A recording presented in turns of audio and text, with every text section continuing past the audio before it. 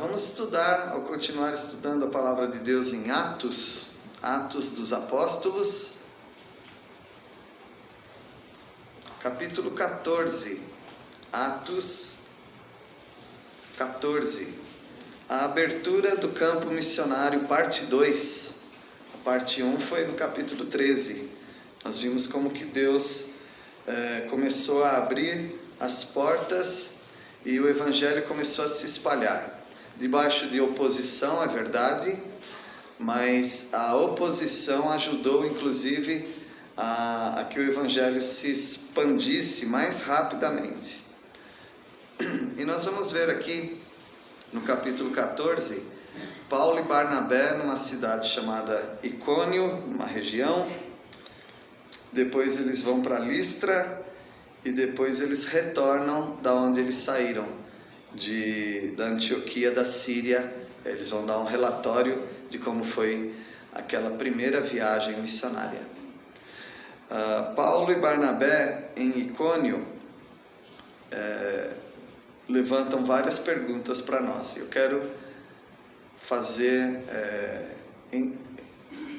transmitir em forma de perguntas e tentar responder a essas perguntas, tá bem?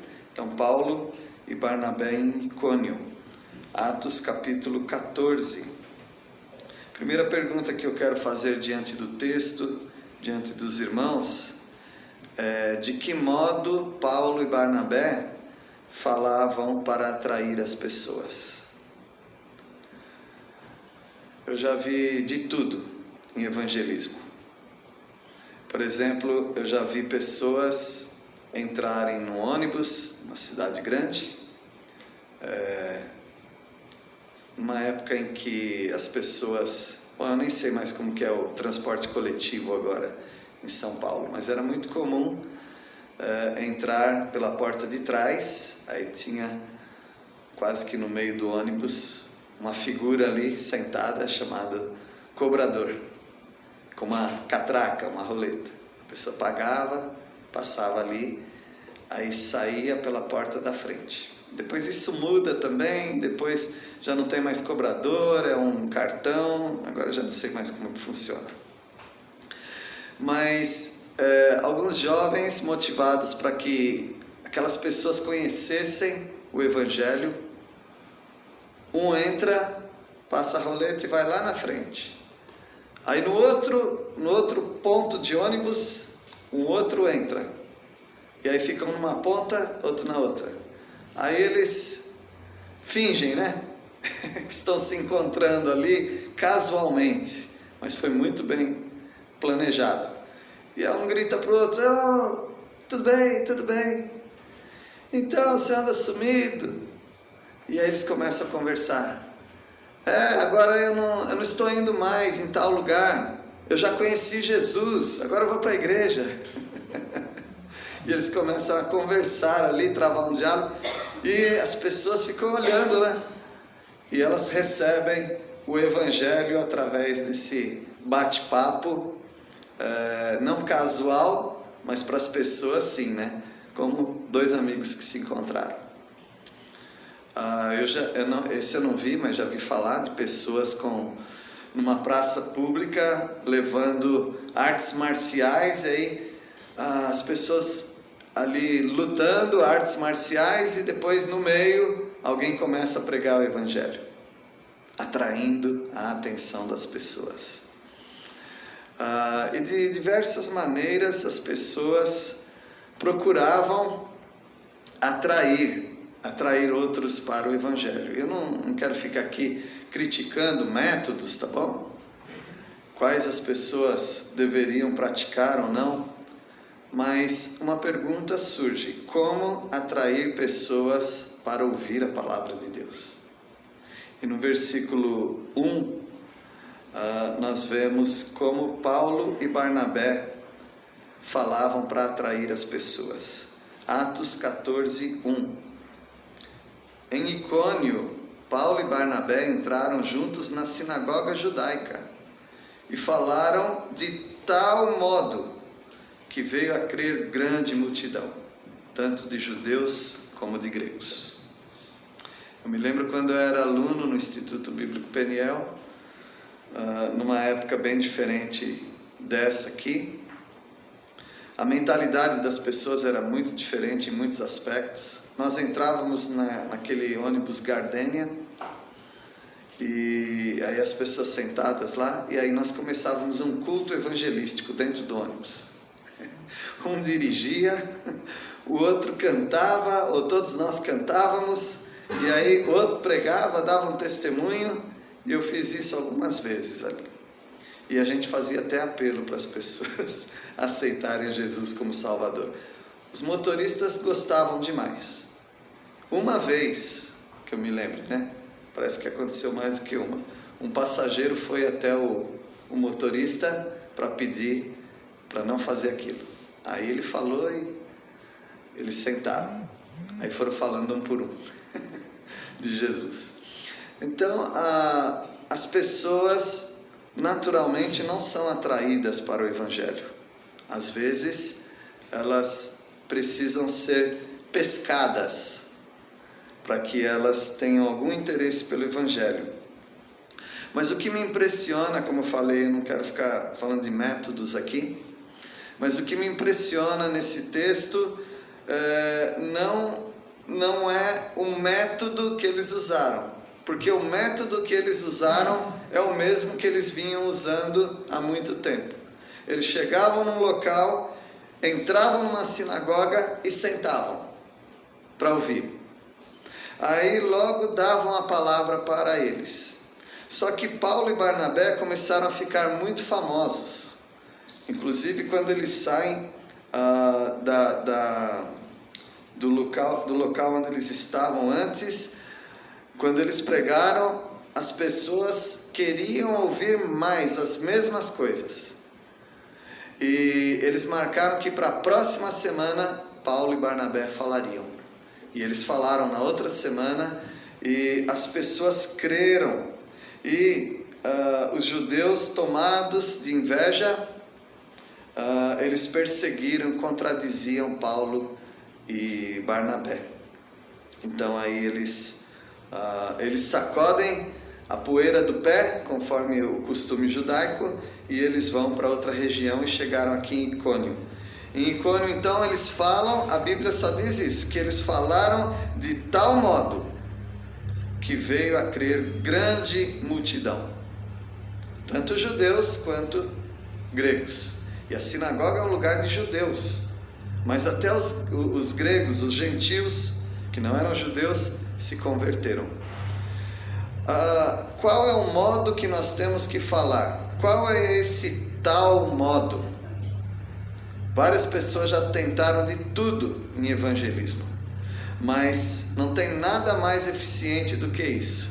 Falar de tal modo que as pessoas são atraídas ao Evangelho e até creem. Eu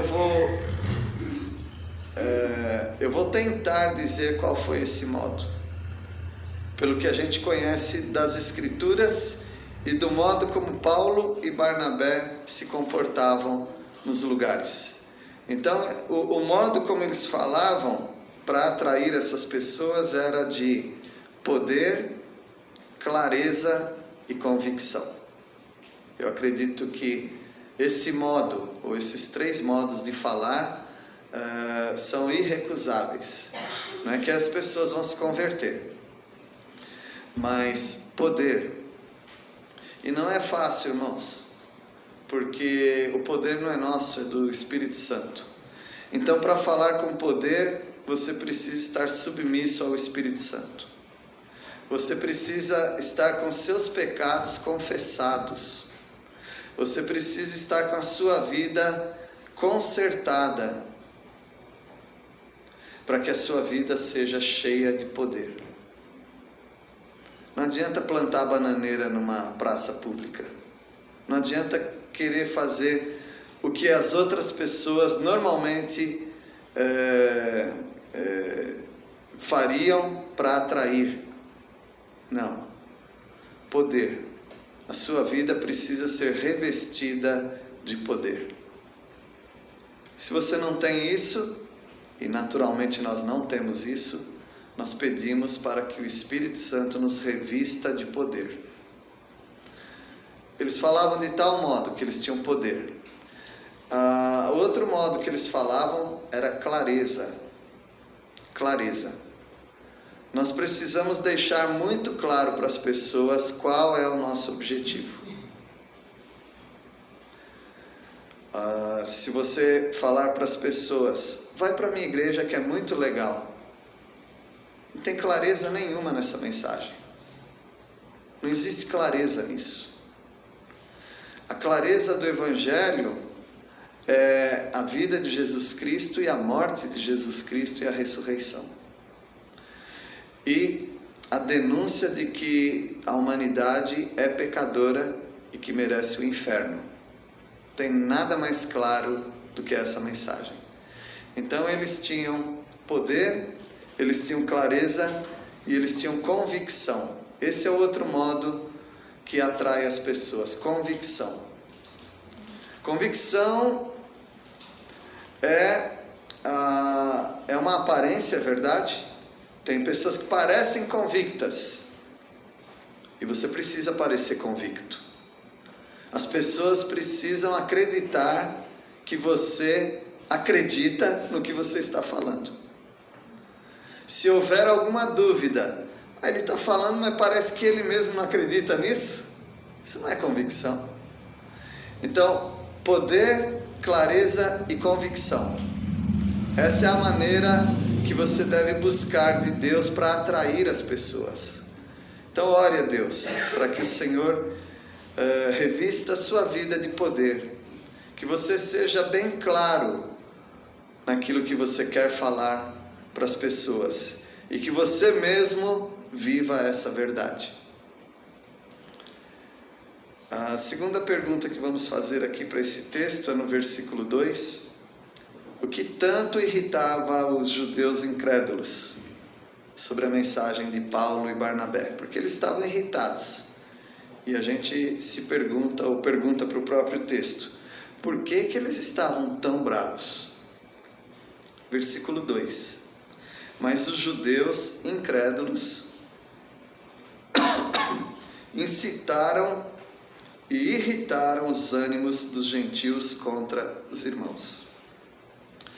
Os judeus ficaram furiosos e eles incitaram, ou seja, eles cutucaram, eles fizeram pegar fogo a situação, para que todo mundo ficasse irritado também, para que os gentios, não judeus, se irritassem de tal maneira que o ambiente ia ficar insuportável para eles continuarem a pregar. É causar o fogo no parquinho. É causar um reboliço tal que todo mundo vai ficar agitado. O que tanto irritava? Meus irmãos, eu já fui em algumas igrejas barulhentas. Eu não consigo pensar. E nem sempre eu aceito, né? Mas já aceitei pregar numa dessas igrejas. E eu me distraio fácil. Eu sou muito ligado no que eu estou falando. Mas se tiver muito movimento, eu me distraio. Enquanto eu tentava pregar, pessoas falando amém, aleluia e glória a Deus, e não tem nada de errado nessas três expressões de louvor, mas para mim não era o momento, eu precisava pensar. E tentei orar em grupos assim também. E aí eu notei assim, que se eu parasse de orar, não ia fazer diferença nenhuma, porque estava todo mundo se divertindo, enquanto eu orava, com as suas palavras, seus clamores, às vezes com alguma língua ininteligível, né, que não dá para entender. O ambiente da palavra de Deus precisa ser um ambiente calmo, tranquilo. A gente precisa ouvir os pensamentos. E os judeus sabiam que quando Paulo e Barnabé falavam, todo mundo ficava em silêncio. Algumas vezes em Atos mostra isso. Paulo só levantando a mão, que era um costume judaico, levantou a mão, todo mundo para e ouve. E eles sabiam que as pessoas ficavam embevecidas, elas ficavam fascinadas com as palavras de Paulo, de Barnabé. E eles queriam então agitar o ambiente, para que as pessoas não prestassem atenção no que eles estavam falando. Mas a pergunta é, o que tanto irritava os judeus contra Paulo e Barnabé? Eu acredito que também, conhecendo o contexto aqui de Atos, daquilo que é ensinado a nós sobre o Evangelho, algumas coisas irritavam. Uma delas é que eles falavam que Jesus de Nazaré era o Messias. Isso deixava irritado. Para eles isso era uma página virada. Jesus de Nazaré era um impostor, alguém que tentou se passar por Deus, foi preso e justamente crucificado, e não se fala mais nisso. Eles queriam abafar completamente a mensagem desse Jesus de Nazaré.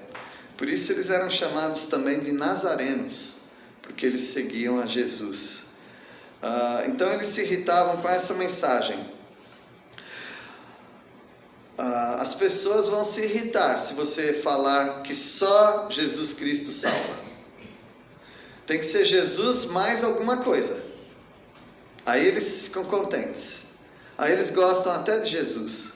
Mas se você falar só Jesus, nada de ídolos, nada de mediadores, nada da mãe de Jesus, nada de esmolas, nada de favores para Deus, nada de tentar ser bonzinho para Deus, nada disso vai te levar para a presença de Deus. Só Jesus Cristo salva.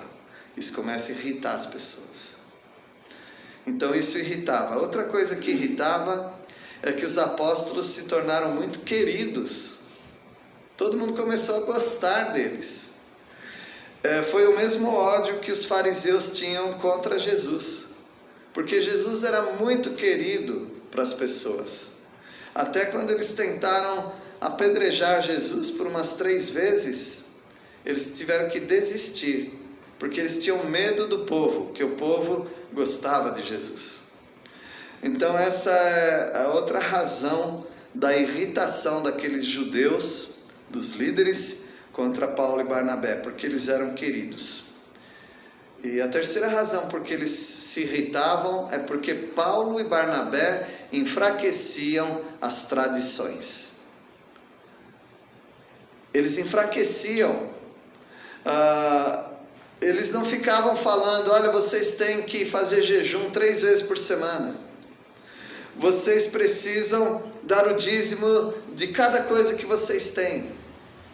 Eles não ficavam falando de um monte de regra que os judeus tinham. Eles não ficavam falando, vocês têm que lavar as mãos antes de se alimentar. E não era só higiene, lavar as mãos era um ritual de purificar os pratos, as mãos. Porque cada uma dessas coisas contavam. Eles não ficavam falando assim, hoje é sábado, você não pode andar mais de 1.200 metros. Porque era a regra deles. Então tem várias regras que eles não ficavam enfatizando. E os judeus gostavam de enfatizar essas regras para as pessoas. Porque eles achavam que Deus ia aceitá-los porque eles estavam cumprindo essas regras. E isso irritava. Todas as vezes que você enfraquecer a tradição dos seus amigos e familiares e exaltar o Evangelho só em Jesus Cristo, eles vão ficar raivosos, porque a tradição para eles é muito importante. Quando você começar a falar que eles não precisam guardar isso, guardar aquilo, deixar de comer isso, deixar de comer aquilo, quando você começar a falar, eles se irritam com você, porque ninguém quer só Jesus, eles querem as tradições, o bom comportamento, os mediadores, e isso irrita as pessoas. Nós vamos fazer mais uma pergunta agora no versículo 3. O que caracteriza uma mensagem ousada? Porque aqui vai falar de mensagem ousada. Versículo 3. Entretanto, demoraram-se ali muito tempo, falando ousadamente no Senhor, o qual confirmava a palavra da sua graça, concedendo que por mão deles se fizessem sinais e prodígios. Então eles ficaram ali muito tempo. Eu nem sei como que eles conseguiram ficar muito tempo, com tanta raiva no coração assim. Mas eles ficaram ali. E eles falavam com ousadia, ousadamente. E aqui nos chama a atenção também. O que caracteriza uma mensagem ousada? Bom, ousadia quer dizer coragem. O que é uma mensagem corajosa? Bom, para mim, entrar no ônibus e ficar gritando com outra pessoa precisa de muita coragem. Mas será que é isso, a mensagem corajosa? Eu acredito que não. Não é o método que é corajoso, são as palavras que são corajosas. E nessa ousadia, de novo, nós temos que falar que caracteriza uma mensagem ousada, clareza. Aqui entra de novo esse assunto, clareza. Se você quer ser ousado, você tem que ser claro com as pessoas. O que você realmente quer pregar para as pessoas? Eu quero falar que Deus é muito bom. Ótimo. Isso é bom para os crentes. Mas para os incrédulos, pregação do Evangelho, você quer dizer o que realmente você quer dizer quando você fala que Deus é bom? Você quer mostrar isso para as pessoas? Se você falar, Deus cuida, Deus cura, é isso mesmo que você quer falar para o incrédulo? Você não vai confundir a mente dele, não? Falar com clareza, você já sabe que é, porque já falamos sobre o Evangelho. Ousadia também é perseverança. Não apenas falar com clareza, mas falar de modo perseverante. Ou seja, eu falei uma vez, mas vou falar outra vez. Eu encontrei um final de semana, tentei falar de Jesus, a pessoa ainda não aceitou, mas a próxima vez eu vou falar de novo. Isso é ousadia. Perseverança. E também poder através de sinais. Esse aqui eu vou deixar de fora, tá bom? Esse aqui você não vai conseguir, porque não tem propósito para isso. No começo tinha propósito, porque não tinha a Bíblia escrita. Hoje você já tem a Bíblia escrita. Você não quer chamar a atenção das pessoas curando as pessoas. Eles não curavam todo mundo. Eles curavam algumas pessoas, chegavam até a ressuscitar mortos. Mas não era um show da fé. Aquilo era simplesmente a mão de Deus cumprindo as profecias do Messias. Para que os judeus, tá bom? Os judeus soubessem, esses sinais são os sinais que nós deveríamos esperar do Messias de Israel. Então esses sinais e prodígios, quer dizer, coisas espetaculares, não fica pensando que você vai ter isso, não. Você vai ter que contar com a clareza e com a perseverança e com o conteúdo da palavra de Deus. É só com isso que você vai contar na sua pregação. Vamos fazer mais uma pergunta agora no versículo 4. Por que a divisão? Por que eles se dividiram? Versículo 4. Mas dividiu-se o povo da cidade. Uns eram pelos judeus, outros pelos apóstolos. Houve uma divisão. Nós não queremos causar divisão na sociedade, nem causar divisão nas famílias. Nós não queremos causar divisão entre os amigos. Mas o Senhor Jesus já nos alertou que a divisão aconteceria. Jesus chegou até a dizer: eu não vim trazer paz, mas vim trazer espada. Filho vai contra o pai, pai contra o filho. Haveria muita divisão. E por que essas divisões? Por que que na sua família, talvez, com seus amigos, seus familiares, por causa desse assunto, né, do Evangelho, por que que tem divisão? Então aqui a gente também, conhecendo o contexto, a gente diz, primeiro, pela quebra das tradições. Se tem algo que, se você mexer, causa divisão, é tradição. Quebrou a tradição, vai ter uma divisão ali. Outro motivo de divisão é confrontar os pressupostos. O que são pressupostos? São suposições prévias, né?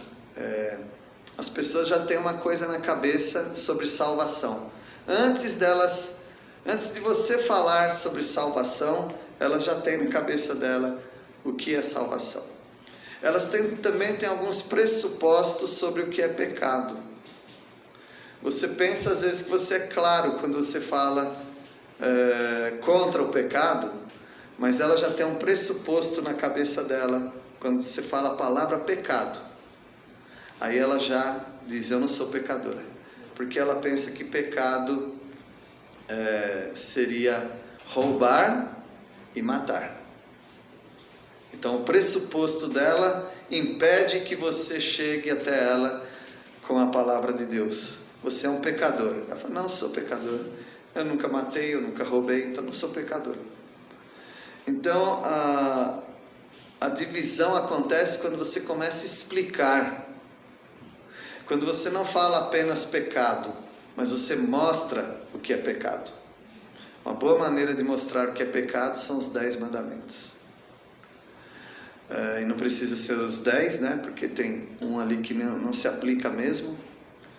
Mas quando você começa a falar de ter um só Deus, um único Deus, quando você começa a falar de não fazer imagem de Deus, quando você fala sobre honrar pai e mãe, quando você fala sobre não querer as coisas que não são dela, quando você fala sobre não mentir, no caso de dar um falso testemunho, quando você fala sobre não usar o nome de Deus em vão, todas essas coisas causam um conflito na mente das pessoas. Por quê? Elas começam a pensar, é verdade, eu nunca matei, nunca roubei, mas eu já desonrei meu pai e minha mãe. Eu já quis alguma coisa que não era minha. Aí as pessoas são confrontadas com a palavra de Deus. Por que a divisão? Quando você começa a quebrar as tradições. Quando você começa a confrontar os conceitos das pessoas. E uma outra razão que há uma divisão é o orgulho. As pessoas são orgulhosas. Quando você mostra para as pessoas o pecado delas, de acordo com a palavra de Deus, elas ficam ofendidas. O orgulho fala mais alto. E aí elas falam, sabe de uma coisa? Eu não quero mais você perto de mim. Uma divisão. É mais fácil dividir do que encarar os problemas ou encarar o seu próprio pecado. Meus irmãos, nós precisamos de muita oração para evangelizar. Se você pretende alcançar alguém para o Senhor Jesus, ore. Repita a sua pregação, mas sempre ore. Porque para que o Evangelho alcance uma pessoa, precisa quebrar muitas barreiras.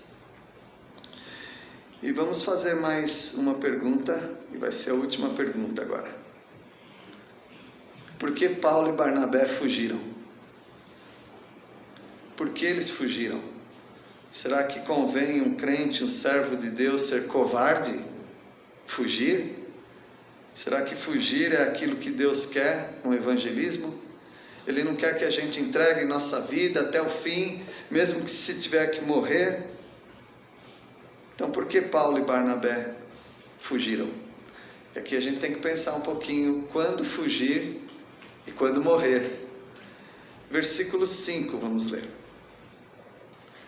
E como surgisse... 4 nós já lemos, né, sobre a divisão. Como surgisse um tumulto dos gentios e judeus associados com as autoridades para os ultrajar e apedrejar. Versículo 6. Sabendo eles, Paulo e Barnabé, fugiram para Listra e Derbe, cidades da Licaônia e circunvizinhança, onde fizeram o quê? Anunciaram o Evangelho. Por que eles fugiram? Se eu falasse para você que Jesus também fugiu. Jesus fugiu algumas vezes. Eu mencionei que eles queriam apedrejar Jesus. 3 vezes nos evangelhos mostra Jesus indo no meio da multidão, escapando deles, fugindo deles. E Deus protegeu Jesus várias vezes. A razão de Jesus fugir, ele explicou. Porque ainda não era chegada a sua hora. Ou o evangelista explicou, né? Não era chegada a sua hora. Então tem um momento que o crente ele se rende aos perseguidores. Quando não dá, quando não tem mais jeito, aí Deus vai mostrar o momento certo. Os grandes pré-reformadores, teve uma reforma em 1517, e antes disso teve vários pré-reformadores. Todos eles, ou não todos, mas muitos deles estavam sendo perseguidos. E eles fugiam para uma cidade, para outra. Eles não facilitavam para os seus perseguidores para eles serem presos e mortos. No entanto, quando chegava o momento, eles não resistiam. Quando chegava o momento, eles não resistiam. E tem vários assim, vocês já ouviram falar de vários. Pessoas presas lá numa estaca, numa fogueira. Claro que eles não iam fugir, eles estavam presos ali, amarrados. Mas eles estiveram ali amarrados porque eles se entregaram também, em alguns casos. E quando eles estavam ali, eles não blasfemaram do nome de Deus. Eles louvaram a Deus. Alguns cantavam hinos de louvor a Deus, como se fosse uma delícia morrer por causa de Jesus. Eles estavam ali, eles sabiam que chegou o momento deles entregarem a vida. Mas Paulo e Barnabé, eles não quiseram entregar a vida deles para morrer, não naquele momento. Então eles fugiram. Nós temos que buscar a fidelidade, não o martírio, tá bom? Você tem que buscar a amizade e não a inimizade com seus familiares e com seus amigos. A inimizade e a oposição pode acontecer, mas não é que você vai provocar para isso acontecer. Hoje eu vou irritá-los mesmo. Não é assim que você tem que fazer. Você tem que ser fiel ao Senhor.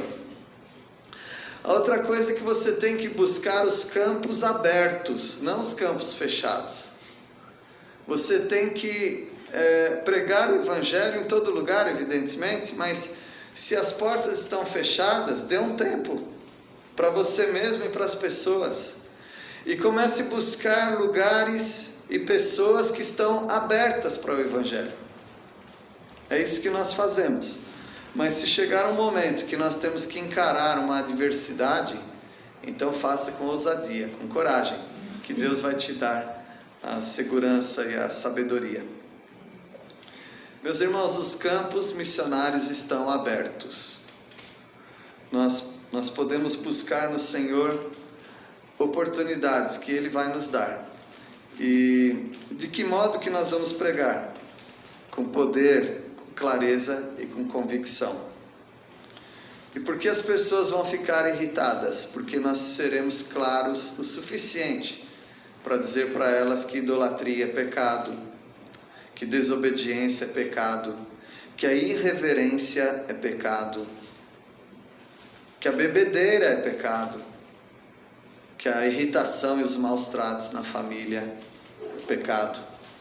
Nós vamos ser claros o suficiente, não para colocar o dedo no nariz das pessoas, mas para, através da palavra de Deus, elas reconhecerem que elas são pecadoras. Como que vai ser a nossa mensagem de ousadia? Vai ser com clareza e vai ser com perseverança. Vamos ficar firmes para pregar o Evangelho. E se houver uma discórdia, uma divisão, se eles não quiserem mais eu por perto, você vai saber que você cumpriu aquilo que Jesus falou, que vocês seriam perseguidos, que haveria divisão nas famílias.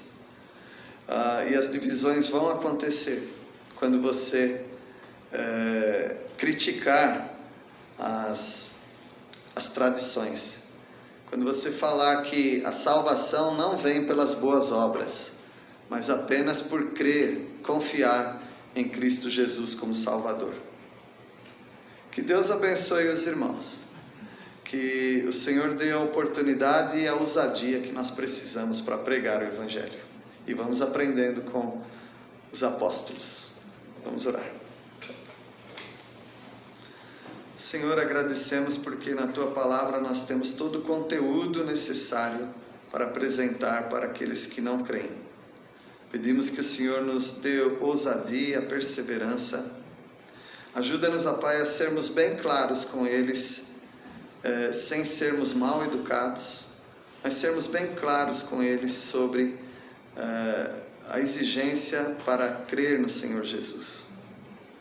Ó Pai, que alcancemos vários corações que estão sedentos da Tua Palavra. Que falemos de tal modo que também muitos creiam no Teu Evangelho. Nós oramos em nome de Jesus. Amém. Amém.